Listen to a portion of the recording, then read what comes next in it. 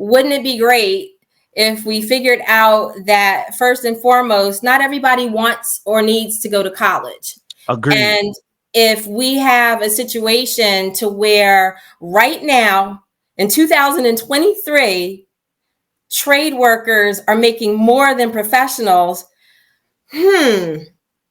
maybe, just maybe, we ought to have more options available to our high schoolers to certification programs.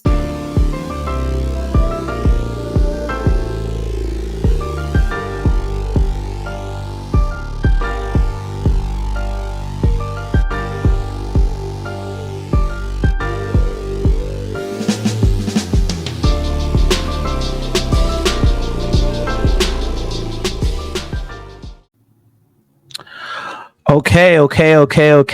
What's going on, everybody? It's your boy Malcolm.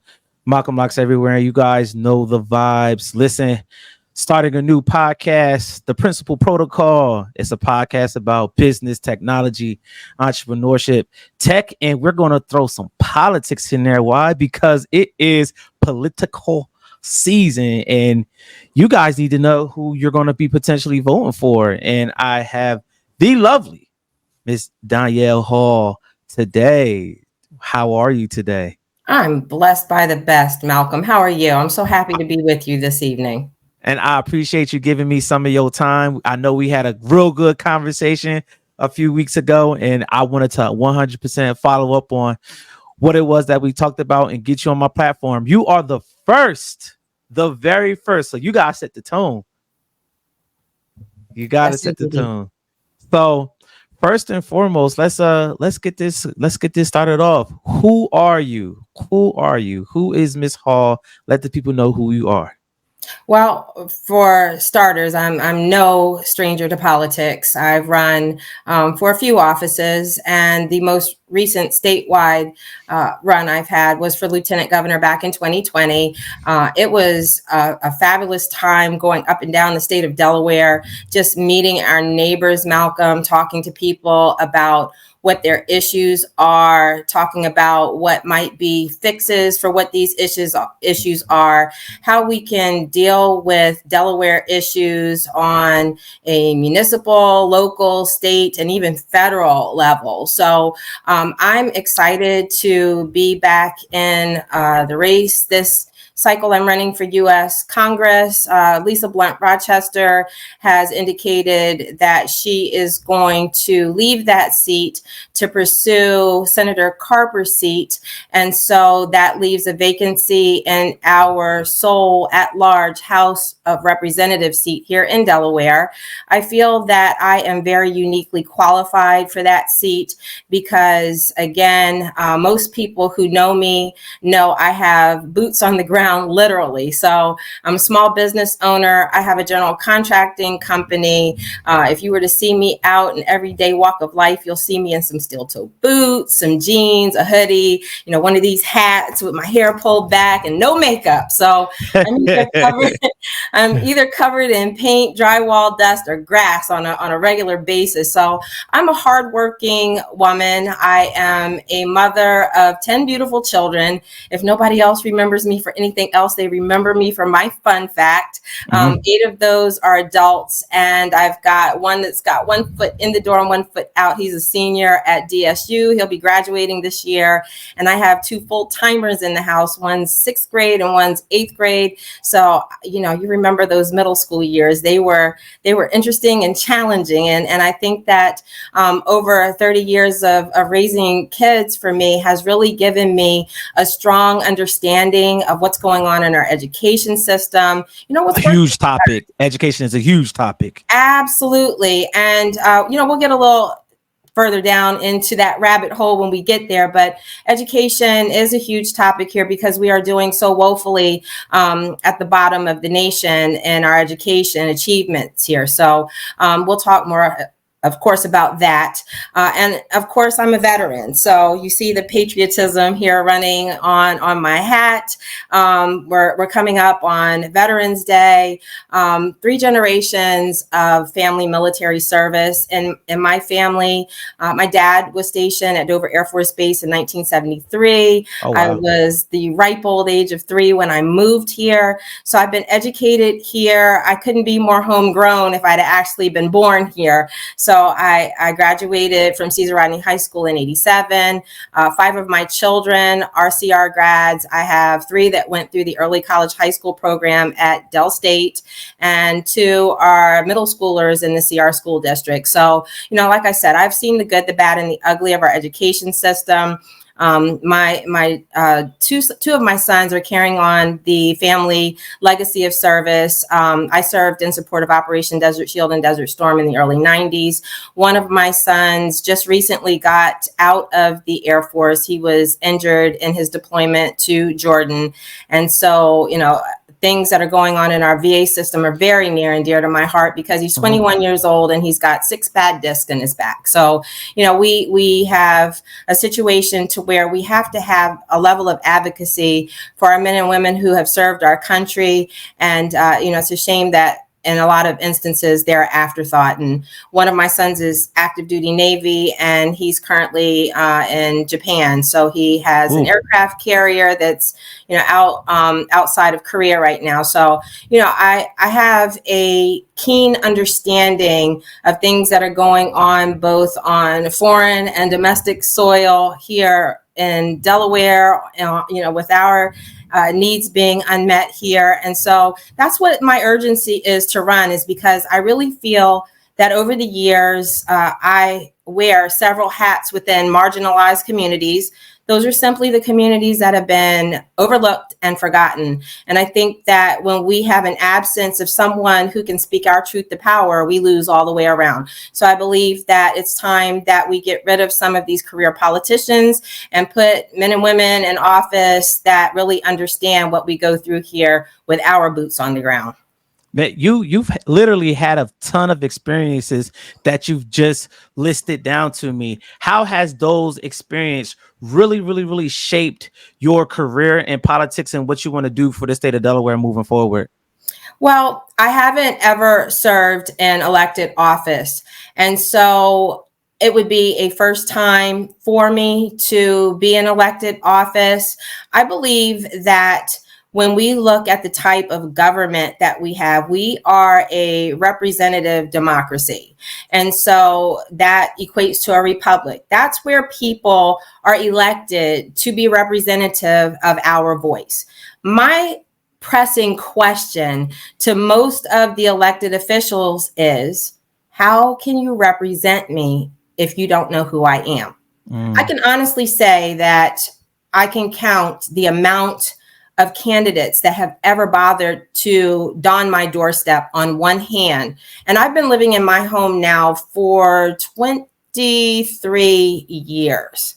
That's a lot of years to have only seen 2 politicians that would come to the door and say, how are you in your community? I think about all of the things that politicians talk about with violence and crime in communities. I remember growing up in the neighborhood right across the street from where I currently live. And I remember that community being upper middle class families, with the current community that I live in now being maybe slightly above that socioeconomically. And so when I look around, I see disengaged youth walking up and down the street. I see the Boys and Girls Club, which is down the street and around the corner, that's cost prohibitive to some of the youth that could benefit from the programs. And I see us just constantly missing the mark. I mean, my neighbors are finding more lucrative opportunities in our streets than viable opportunities to good employment. And that begs the question as to why. Why are we missing the mark so grossly? And I think it's because we have a complete and total absence of the folks that could speak our truths to power, bring the problem to light, bring a solution, and be able to execute a strategic plan on how to change the narrative. So again, I think that my background, I have a master's degree in business with a concentration in finance. I'm a small business owner. I'm a mom of a tribe of children that have went through the education system. And I'm a small business owner that has tried to figure out how to make sure those that, I employ are paid and I can still pay my bills. So, these are important questions that we need to have answered by people who bring that set of skills to the table to find solutions. So I want to take a small step back. So a lot of people are so hyper fixated on, the Donald Trump, the Joe Biden, right? That whole conversation, whereas there's a lot of opportunity to be involved on a state and local level, right? For your particular seat that you're running for, tell the people exactly what does that seat do on a day-to-day basis, and why is it important for you as a Black woman to be in that seat? Well, currently we have a Black woman in that seat. And so I would like to have a opportunity to continue to carry on that legacy and that capacity. Certainly, I think that as Black women, our plight sometimes is not always vocalized. And I think that I would certainly not be a quiet person. And I would have no trouble, again, articulating my particular truth to power. So we have things that are unique to our individual experiences. And for that reason, it is important that we have voices that span a whole range of different backgrounds. So, we've got to have people of color. We've got to have a good mix of men and women. We have to have a good mix of all types of backgrounds. So, the more that we have represented at the table, I think we get a better vantage point of those things. And if we look at, just some of the things that are going on over in Washington, D.C. in our House of Representatives right now, more than ever, I think that it's time for us to put aside partisan rhetoric, divisive rhetoric, and be able to understand that not only people here in our country are looking at us, we have foreign nations that are looking at us, and to see the disarray that we have inside of our DC legislature is embarrassing, quite frankly. And as someone who has served this country in a military capacity, I often wonder, does that put us in a precarious situation where people are doubting even, our military strength as a nation, just because of all of the mayhem that we have going on in our own nation's capital. So I think, it's time that we have people who are able to put aside partisan issues, partisan rhetoric, and just the divisive nature of that, figure out how we can find some common ground issues and find common ground solutions for those issues. So that leads me right into some of my next questions. Whereas you spoke about you being a small business owner, and there's a lot of difficulties specifically with what you do. There's a lot of difficulties around that, and we know small businesses have just faced so many significant challenges, especially since COVID. How would you, especially the way how Delaware is set up economically, right? What will some of the work that you'll be doing in order to ensure their survival moving forward into 2024, 2025 and beyond? Thank you for that very important question. So prior to becoming a small business owner, I used to work for the U.S. Department of Labor for Veterans Employment and Training Services. And in that role, I got an opportunity to see just how much the federal government impacts, business, even in the state of Delaware. So in that particular role, there are federal dollars that come into Delaware that service our veterans outreach programs. And in Delaware, in order for that money to be replenished, there's a quarterly reporting system that's put in place that allows for Delaware veteran outreach programs to remain funded. And so, I think I looked at how just the money tracks in that particular space. And I thought to myself, we have some things like SBA funds that can come into different areas because they're identified as zones that may have low participation rate by, say, minorities or disabled veteran-owned businesses. And so, there's different things that are unique to our census tract here in Delaware that puts us in a position that if we have people in places of decision-making and authority to bring some of those pockets of resources into the state, we can see where we can see significant difference in Delaware, on Delaware soil, because we can be partakers of different pots of money that could be brought into our state. But there has to be someone who has that acumen and that desire to want to make sure that we put those resources in the hands of the people who need them most. And I think that, again, my background speaks a lot to that. I've seen things where they're supposed to be, and I'm going to use this term loosely, set-asides for different types of entities where if you check some boxes like you are a ethnic or gender minority owned business, if you are a disabled owned business, and I've been asking this question for probably about the last 10 years, Malcolm, so I know what I'm speaking on here. And my biggest question was, well, I meet the criteria for all of these different things. Why is it that I'm not being able to take advantage of, these particular set-asides that are supposed to be there for a disabled veteran-owned business? Why is it that I'm struggling so much to have to compete against someone else, for that same opportunity? And so I think that when we get to a place where not only do we know about the resources, but we put them in plain sight and make them accessible,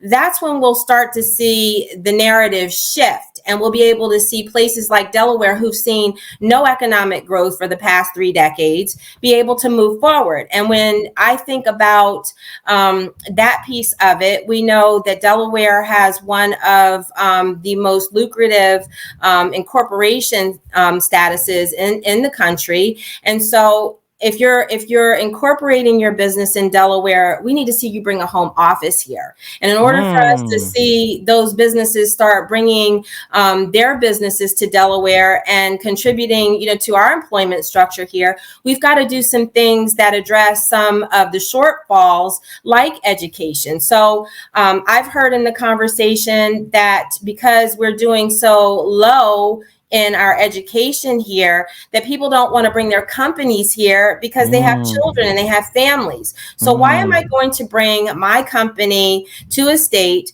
where I don't think that my child's education needs are going to be adequately met? Why am I going to bring my company where I'm going to ask for other people to come in and take these jobs? How am I going to attract the talent that I want to attract to Delaware if the achievement is low?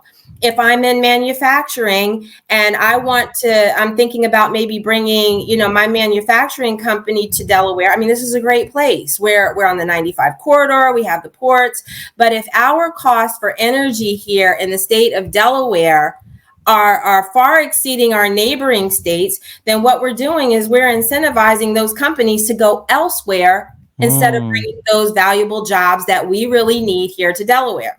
Because workforce development is such a huge buzzword right now in Delaware, and I'm glad that you're tying all that in. So further elaborate on why is workforce development such a buzzword, and why do you feel like those industries aren't really parking in Delaware the way that they're supposed to be parking? Well, workforce development, if you start to really walk it back, if you think about how alarming, the increase in the rise in crime has been throughout the years, there's a direct correlation between crime and poverty, Malcolm. And so if you're thinking in terms of workforce development, there's a couple of different prongs and approaches that you can kind of look at with that conversation. First, we have our schools, which are feeders to our workforce, right? And so if you just kind of take a look around the state and the lay of the land for education, what year did you graduate? From high school? Yes. 2004. 2004. Okay, I graduated in 1987. So I'm gonna date myself. I'm 53, right? I was born in 1986. All right, I've got kids your age, but we won't go there. Anyway, so when you were going through school, did you find that there was a push more towards college or to trades, or did you have a good 100% toward college? 100%. College. It was either college or what you gonna do with yourself? Nothing. And that's my point. Some people have felt over the years, and I have been feeling that way much myself as a mom, that we took a course correction somewhere between when I graduated and when you graduated, that put the emphasis on college. Now, there's nothing wrong with that, but let's take a look at what we have now. We've got a bunch of people who are coming out of college. Did you get your degree? Yeah, I did. I got my degree in chemistry. Okay. What's up, guys? Are you into gaming content? Are you into business or entrepreneurial content? Maybe you just really love tech and you want to talk about that too.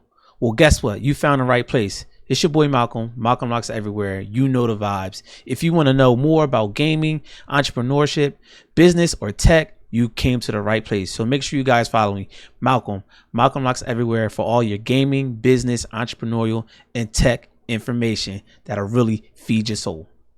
Are you working in that industry? I am not, in no way, shape, or form.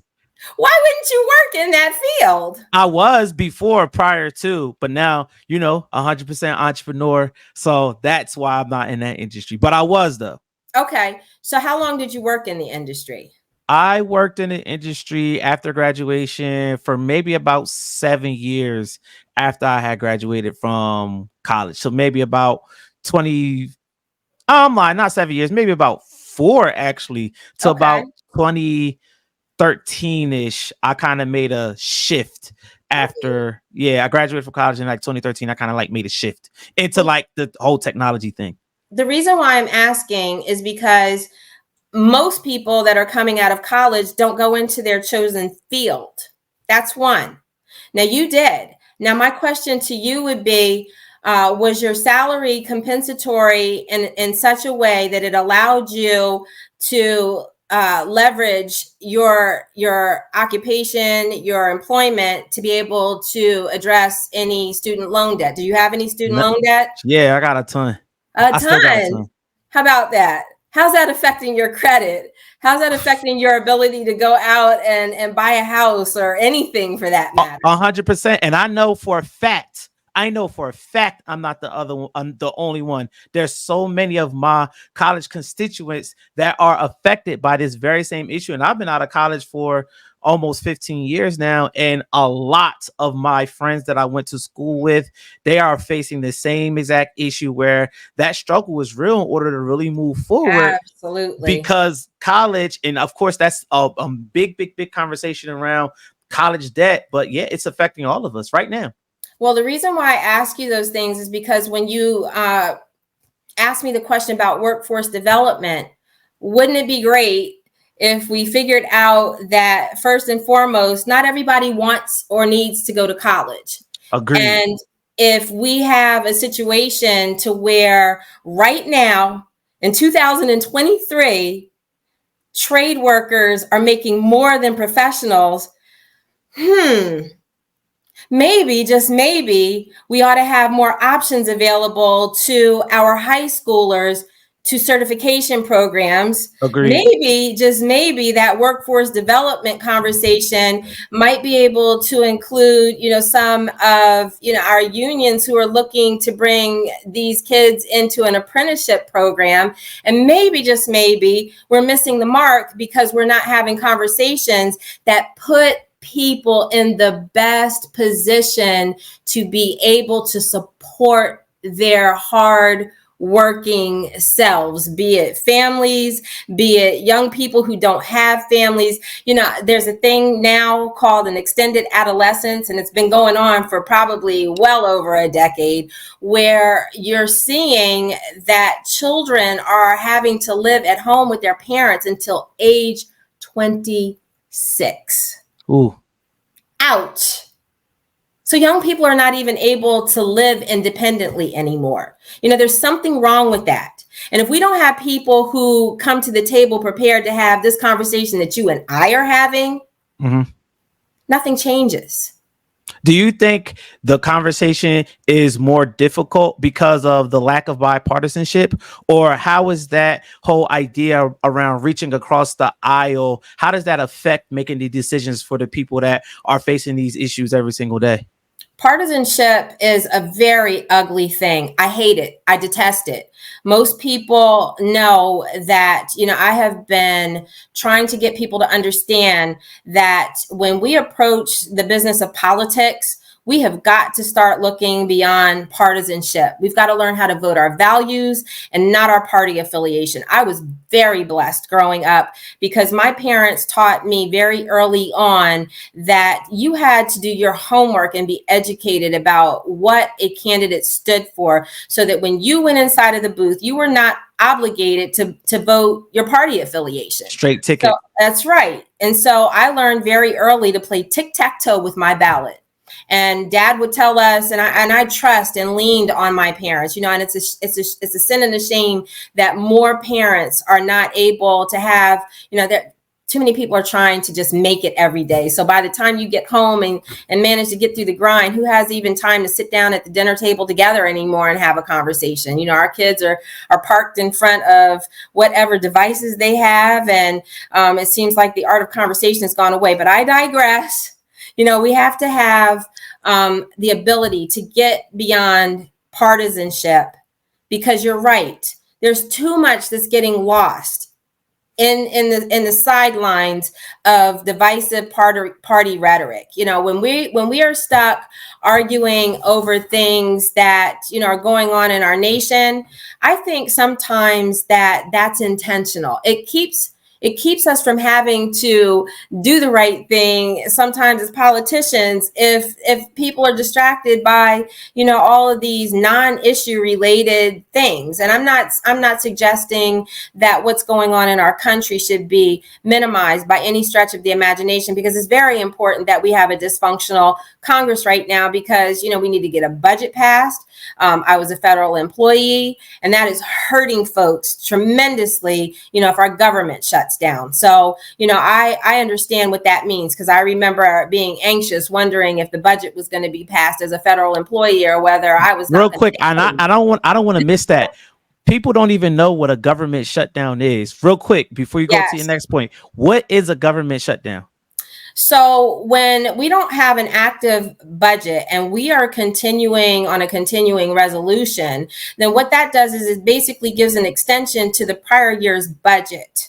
And it allows for people to continue operating. But for an agency like mine that I worked for vets, then that means that, guess what? I don't get a paycheck, and the government shuts down. So all government offices that are needing for that budget to be passed for them to operate and pay their people, that means that it just ceases to function.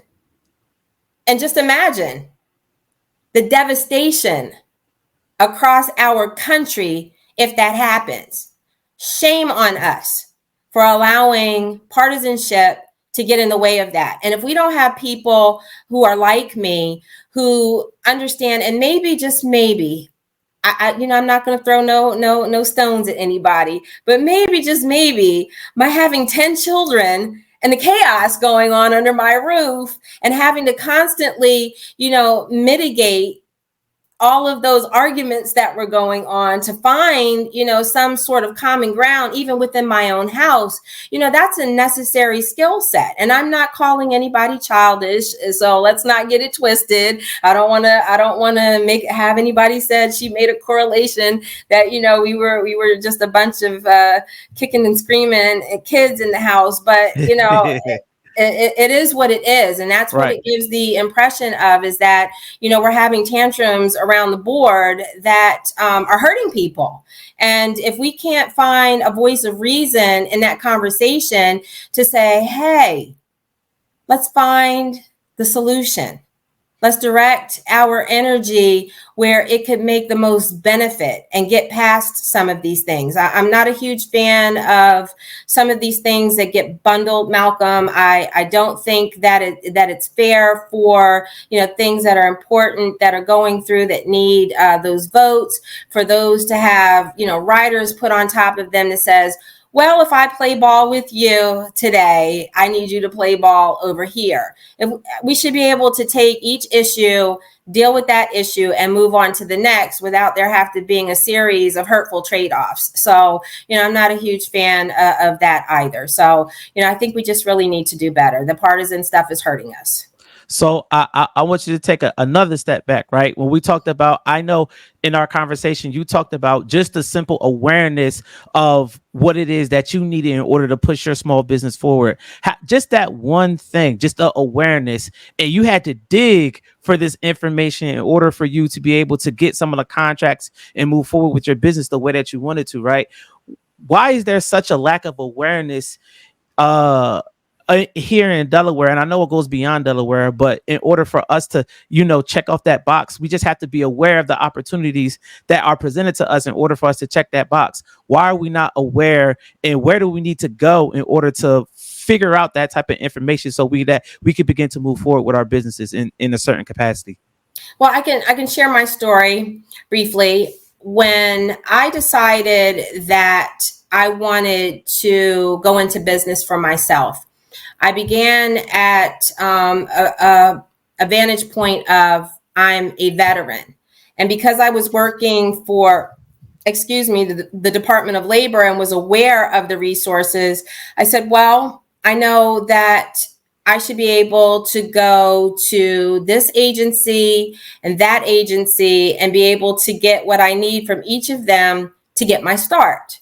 And so when I started out on that journey, to my utter shock and amazement, I couldn't get the same answer from any two of then probably over 200 agencies that were designed to put resources in the hands of people who wanted to become entrepreneurs. And so, having sat in some roundtable discussions of what the small businesses need, you would be shocked and amazed to know that I'm thinking that it was probably maybe 6 or 7 years ago when I was sitting inside of a room full of people who were having that conversation. I was one of maybe 20 or 30 people in that room. There was probably maybe 2 small business owners. So we had stakeholders and community partners that were there to talk about people like me. But there were no people like me in the room to say, I need X, Y, and Z. So that was question number 1. Why aren't we doing more to reach people where they can come in and communicate their needs? So that's one thing. My second question was, when I was out perusing whoever was out there for access to resources, I was not getting the same set of information. So there's a lot of misinformation that's out there. So that's problem number 2.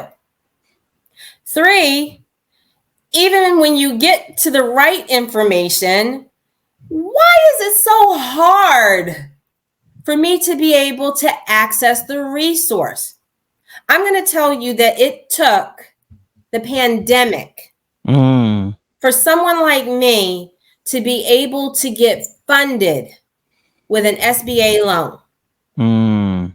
That application process, if you could get through, I want to say one of the applications was in excess of 40 pages long. Woo. Yes. Woo. So if you have the wherewithal to even get to the right resource, when you get there, the barrier to being able to successfully gain access to resources is frustrating. So most people just give up on their dream, not because their dream wasn't viable, but because they either couldn't find the right resource, or when they found it, it was so overwhelming they couldn't navigate it. Mm-hmm. You know, Mm-hmm. it sounds a lot like, I know you've heard the stories of people who apply for like Social Security disability, and they go in and they fill out the application and it gets kicked back and says denied. You know, some people give up at that point. Yes, they do. And it's the same scenario in business. There's so many people that give up. So currently, I actually am an advisor for the Launcher program. And that's a great program that connects people who are looking to launch their businesses. It's a 12-week course. They go through. Neighborhood Partners is the one who oversees that program. You go through. You get all of the pieces of what it takes to start a business, or if you're already in business, what it takes to access working capital and all of that. There are a number of touch points, but when I say, I'm a part of that program, people sometimes are scratching their heads like, well, what is that? They didn't even know that it existed. They don't know it exists. So my thing is, if you really want people to not only know about resources, but be able to access them, you've got to put them in plain sight. How hard is that? You and I are sitting here having a conversation. You have a podcast. Mm-hmm. How about all of these social media touch points where if you really wanted a demographic to access those, how about we start advertising where people are? It's very simple. It's very simple. And again, I can't hit this point home enough.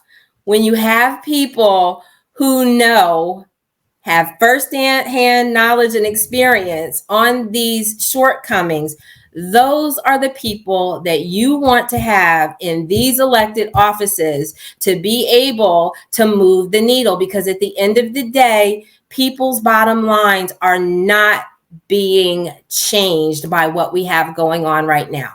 Mm-hmm. 100% agreed. And I'm glad that you're talking in depth, because you actually have the experience, because you've been through these things. So you could talk in depth about the actual processes that you need to go through in order to acquire the things that you need to run your business, right? You talked about veterans, and I know you have done a phenomenal work with the veterans. You've been doing this for a long time. Speak about the importance of your work with the vets and why that's so important to somebody who's running for the particular office that you're running for. Well, and this is an emotional conversation for me.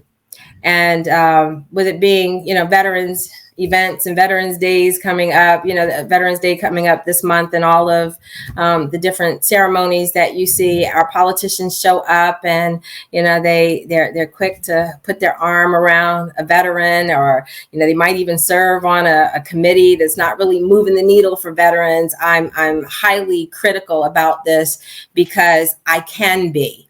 I have lived the nightmare of our veteran administration. My father, God rest his soul, we lost him in 2019. And he was a Vietnam veteran. He had all of the cancers associated with his exposure to Agent Orange. And the last 6 months of his life, Malcolm, I spent in a locked-horn battle with the Veterans Administration, trying to get him something as simple as aid and attendance. My mother is a retired RN. She is maybe 105 pounds soaking wet. And, for a a 77-year-old woman to be expected to turn her husband over, to give him a bath, change his undergarments. It was too much. And if you are not in a financial position, and this is not just something that's unique to veterans, it's with our aging population as a whole. As a whole. And I had a conversation with someone today who is a senior, and he said, the same thing. He has worries and concerns about how he will be treated as a aging person inside, of Delaware, on Delaware soil. So, these are things that our aging population are faced with, and particularly within the veteran community, I see where VA could be doing a much better job. And depending on who you are, you might get varying opinions. Some people I've spoken to in this state have said, I get the greatest care ever from VA, but it's not the standard. Because there are people who tell me it's been an epic nightmare. And I've seen that. My father died without his dignity at the hands of a very broken VA system. You can't allow that to continue happening. So when I'm in Washington, D.C., I will never allow our veterans to be an afterthought. I just got finished telling you that, I have a son that's 21 years old that has 6 bad discs in his back because he sustained an injury on deployment. He needs a voice. And there are men and women across this great nation who are like him that need a voice. We've got this situation right now where, we have a thing going on inside of DC where people's promotions are being held up. That's in a military capacity. And I'm sorry, but that person that's holding it up never served a day in his life. And makes comparisons to his civilian experiences. Well, pardon me, you don't get to make that type of comparison because I put my name on the dotted line that was payable up into my life. Shame on us. Will never happen under my watch. Never.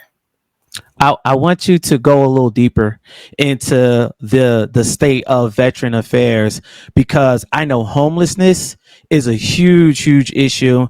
I know the ability to upskill and help them to get jobs. I know we're having this conversation around workforce development, and they're also talking about the mental health around veterans who previously served and now they're not getting the support that they need. With you potentially being in office, what would you do to change some of this narrative? Because I know Delaware has facing like a crazy housing crisis. What are some of the things that you would implement in order to, kind of mitigate some of these issues that veterans are facing right now? Well, I'm glad you brought up the valuable point around mental health. I have a brother, and he has struggled with mental illness for much of his adult life. And in places like Delaware, we have had conversations around, and I don't think it's something that's just necessarily unique to Delaware. When states have had liability issues around long-term care facilities, what has happened is a very sad state of affairs where we have a lot of mentally ill people, veterans and civilians, that are homeless and in our streets, and we can't do anything for them because they have their rights as well. And so because the conversation has kind of moved around the fact that family members who are concerned can no longer say, I have a person who's struggling with this particular mental illness and needs a long-term care. The reality is those people have to find legal and criminal issues going on to get them in a situation to where they can be put in long-term care facilities. They have to actually break the law in some instances repeatedly and be on a diversion track in the court systems that will allow for some of those compassionate options. And it came about, my understanding was because there was a certain amount of abuse that was going on in these long-term care facilities. And so what's happened is people are having to be managed in the community with community resources that are not providing enough wraparound services for people who are not capable of independent living. So in my particular situation, my family was trying to deal with my brother, and we were doing our best to do what we could do to keep him in our homes. But it got to the point to where he was so mentally unstable that he was a danger and a threat, not only to himself, but to my parents and myself and my children. So for individuals like him, he's stuck in that space where they haven't done enough criminally to be put in a long-term care facility. Some of them end up in jail because they're doing things out in the community that doesn't get them into the court where they need to be. And so because we don't have people putting together the resources, Malcolm. What's up, y'all? It's your boy Malcolm. Malcolm Locks Everywhere. You guys know the vibes. Listen, yes, in the middle of the podcast, I need you guys to go to my Twitch channel and show me some love. Twitch.tv/Malcolm Locks. I will greatly appreciate if you guys could follow me right over there. If you play any type of video games, Fortnite, Call of Duty, Madden, any type of video games, I need you guys to go shoot me a follow right now. Twitch.tv/Malcolm Locks. Yes, I stopped and I'm shooting my own commercial in the middle of my own podcast, but I need you guys to go shoot me a follow right over at Twitch. Once again, it's your boy Malcolm. Malcolm Locks Everywhere. Greatly appreciate y'all. That group of people are lost out in the streets and they're not getting the help that they deserve. So I actually asked some of the people who are in mental health, what can we do about this problem? It has to come from a place where that question can be answered by addressing the liability issues around long-term care. Got to have it though, because there's too many people that are dealing with mental illness. And I know you've seen them. They walk around the streets. They're talking as though there's 1,000 people around them. And there's nobody that they're talking to. And God forbid drugs is in the midst of all of this as well, because Delaware's in the midst of a ridiculous opioid crisis right now. So God forbid that's a part of the situation too. So absolutely, there's a lot of contributing factors is what I'm trying to get to. That until you really do the deep dive, and I'm sorry, I'm tired of talking about a thing. We may need to pull the trigger and execute a plan and go back and tweak whatever it is that we need to tweak. But we have to get these people off of the streets, particularly those that are suffering with mental health issues. We've got to figure it out. And maybe we, for every step forward, we go two steps backwards. But at least, we're trying some different things. I've seen far too long people are talking about this, but they're not doing anything. That's my biggest problem. And I don't believe in talking a thing to death. I believe in action. Miss Hall is ready to take some action out here, which is why she's running for her position. And we had such a good conversation when we spoke the other week, and you really touched upon your family. You really touched upon, you have 10 kids and they all went through the public school education here in Delaware. Talk a little bit about that. Talk a little bit about the public education sector here in Delaware. What are some of the things that you want to do to really make a big reform here in Delaware? Because I know there are people trying to push the needle forward. What are the issues that you see, and with you being potentially stepping into this role, what do you want to do to push the needle forward? Well, we have an education crisis here, Malcolm. There's no doubt about it.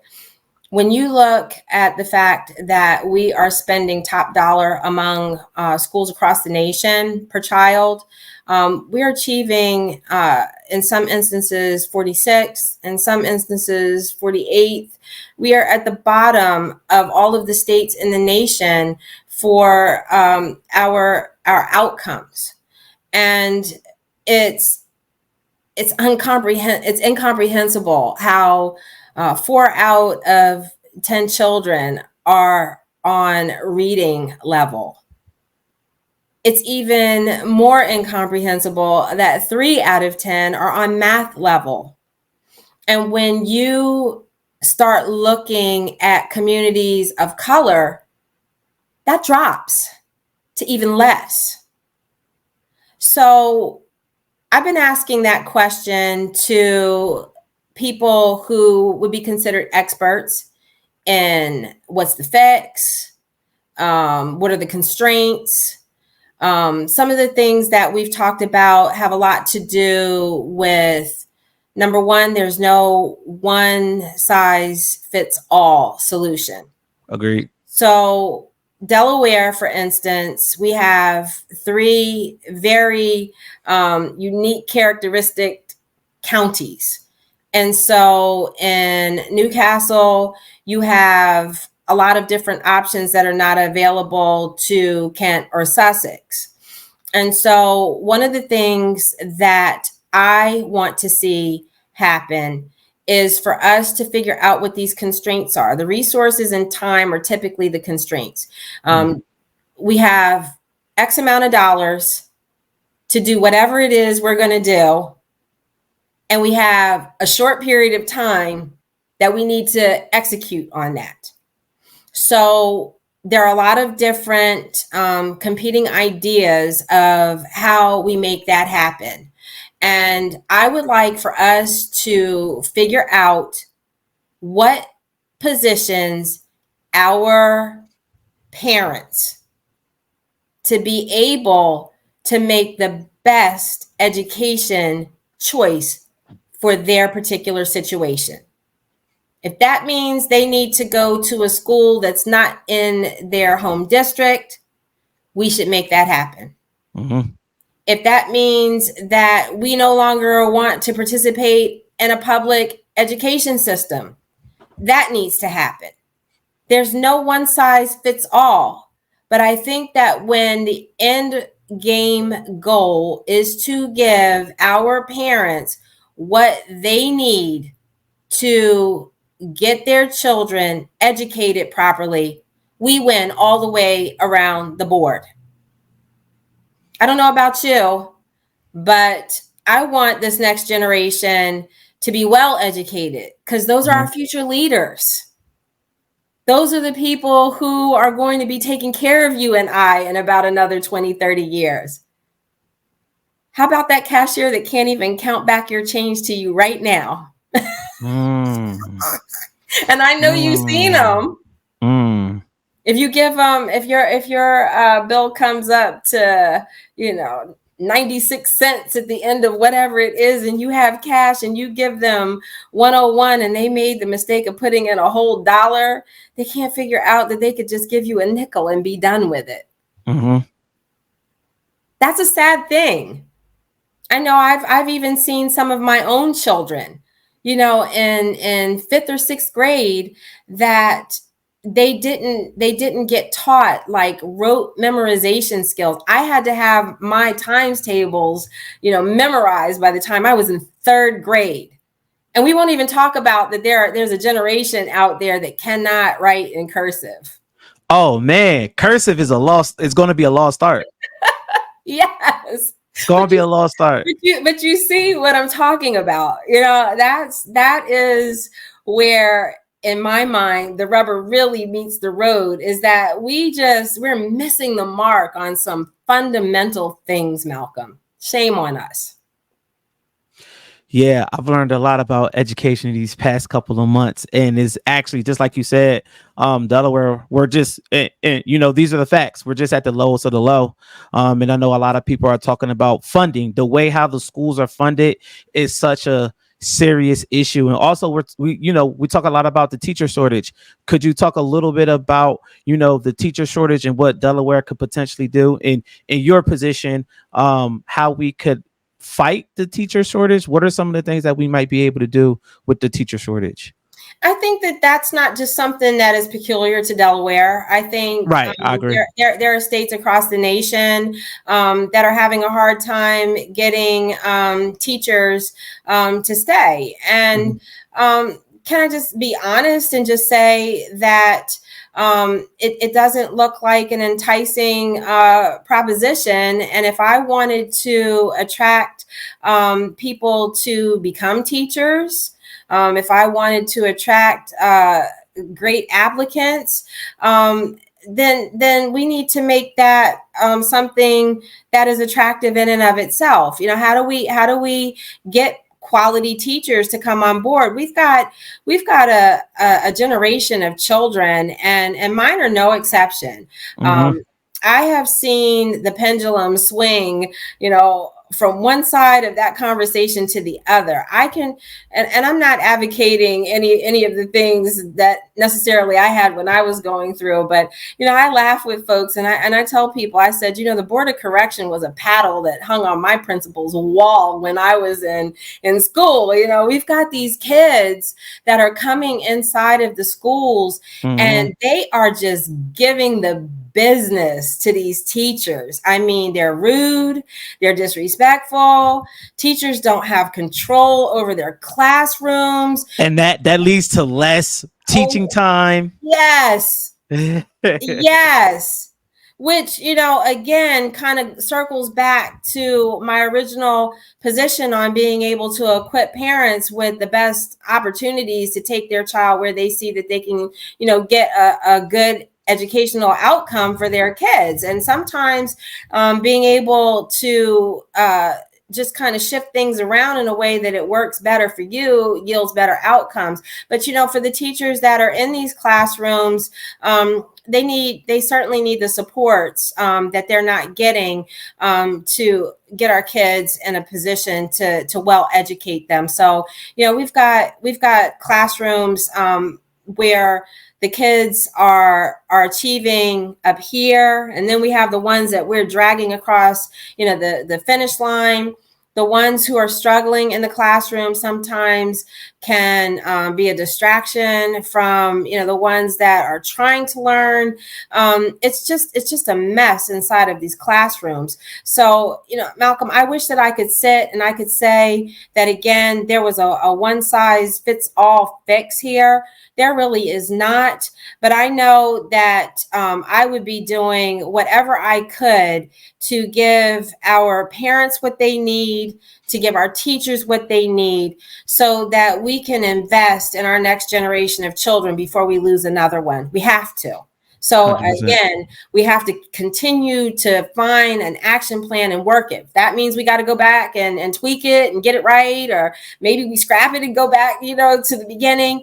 We have to do something. This is not something we can continue to perpetuate, one failed set of policies after the next. We got to do something. Agree. So let's go ahead. I got a couple questions to wrap this thing up and bring it all together, right? So where do you see Delaware in the next 10 years? How do you envision your role in that future? And what are some of the success? What are some of the measures of success that you want to see for yourself if elected? Well, quite honestly, if we don't start getting more people like me inside of our government structure at every level, I don't see us moving the needle one iota. I made a statement earlier that we've not seen any economic growth in 3 decades. That comes from failed leadership. I'm just going to call it what it is. We can't continue doing the same things over and over and expect a different result. That is the definition of insanity. And so until we part from that way of thinking, we're going to continue to see the results that we have seen historically over the last several decades here. My role in all of that is to shift the narrative vastly. I know that there are other people that are out there like me who are political outsiders that would like to give the voters across this great nation options to do something different, to bring fresh ideas to this conversation. I think it's going to actually take some outside of the box thinkers to get that done. And I think people like me are exactly the balm that Gilead needs right now to soothe, our aching soul here in this country. What type of message do you want to leave with the voters of this great state of Delaware? Do your homework on your candidates. Don't be put inside one of those boxes that says, just because my party affiliation is Democrat, Republican, Independent, that you are stuck looking for a Democrat, a Republican, or an Independent. It's your responsibility and obligation to be an informed voter. Go into that voting booth knowledgeable about where people stand on your issues, and don't be afraid to play tic-tac-toe with your ballot. You are able to, and I think that once you become educated that you can vote across the ballot, that's where we win. Don't just be happy going in to get your I voted sticker and have no clue who you just voted for. You got to be knowledgeable. So that definitely is something that I want to leave with your audience, is to make sure that they understand exactly where these candidates stand on their issues and go in the booth informed. Man, you gave the people a mouthful, and I'm glad, because state and local elections are so critical to our everyday lives, and I'm glad that you gave me a little bit of your time, because I know you busy. So I do appreciate you for that. So Yeah, I'm real sure you quick. could hear my device Oh yeah, yep. So ringing in the background. yeah, because that's Sorry. how you know it's time. That's how you know it's time. How do people get in contact with you? I know you said something to me the other day, like, "Oh, your number has been the same for a long time. Like, if you call me, you could call me." So, what do you? How do people get in contact Absolutely. with you? Absolutely. And Well, where do they follow you at? of course you can follow me on all my social media. If you put in Donyale Hall inside your search engine, it is going to point you to all of those various places. My website, which is DonyaleForDelaware.com, and you can find my phone number. You can find all my social media sites.